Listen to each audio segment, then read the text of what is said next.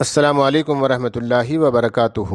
معروف عالم دین مولانا جلیل احسن ندوی رحمہ اللہ کی مشہور و معروف کتاب سفینہ نجات کے باب شوہروں کے حقوق کے ذیلی عنوان شوہر کا حق اور عورت کی مساویانہ شرکت کار جہاد کے ثواب میں حدیث نمبر 117 پیش کرنے کی سعادت حاصل کرتا ہوں۔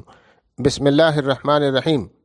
حضرت ابن عباس رضی اللہ تعالیٰ عنہما نے فرمایا، ایک عورت رسول اللہ صلی اللہ علیہ وسلم کے پاس آئی۔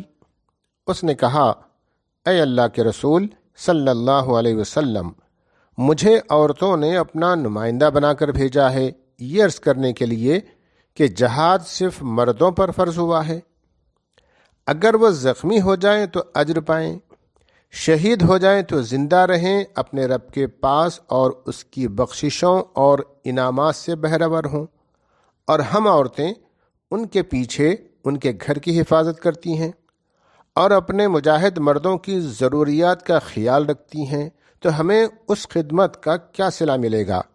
رسول اللہ صلی اللہ علیہ وسلم نے فرمایا، تم جن عورتوں سے ملو ان تک میری یہ بات پہنچا دو، مجاہد شوہروں کی اطاعت و وفاداری اور ان کے حقوق کو پہچاننا جہاد کے برابر درجہ رکھتا ہے، لیکن تم عورتوں میں کم ہی ایسا کرتی ہیں۔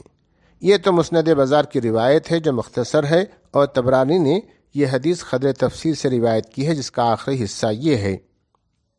ایک عورت نبی صلی اللہ علیہ وسلم کے پاس آئی اور کہا، میں عورتوں کی نمائندہ بن کر آئی ہوں، اور ہر عورت خواہ اسے معلوم ہو یا نہ معلوم ہو میرے آپ کے پاس آنے کو پسند کرتی ہے۔ مجھے یہ عرض کرنا ہے کہ اللہ مردوں اور عورتوں دونوں کا آقا اور معبود و حاکم ہے، اور آپ مردوں اور عورتوں دونوں کی طرف پیغمبر بنا کر بھیجے گئے ہیں۔ مردوں پر جہاد فرض ہوا ہے، اگر وہ دشمنان دین کو ماریں تو انہیں اجر ملے، اور اگر وہ شہید ہو جائیں تو برتر زندگی پائیں، رب کا قرب نصیب ہو اور رب کے انعامات سے شاد کام ہوں۔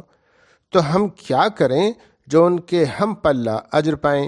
نبی صلی اللہ علیہ وسلم نے فرمایا، ان شوہروں کی اطاعت اور حقوق شناسی کا وہی مقام ہے جو مردوں کے میدان جہاد کے کام کا ہے۔ اس حدیث مبارکہ کو روایت کیا المنذری نے۔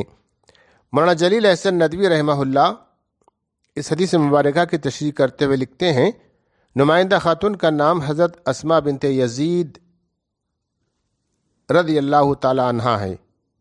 یہ بڑی پڑھی لکھی خاتون اور بہت عمدہ مقرر ہیں۔ اپنے مدعا کو بڑی خوبصورتی سے پیش کرنے کا سلیقہ اللہ نے انہیں عطا کیا تھا، چنانچہ نبی صلی اللہ علیہ وسلم نے حاضرین مجلس کے سامنے اس پہلو سے ان کی تعریف فرمائی۔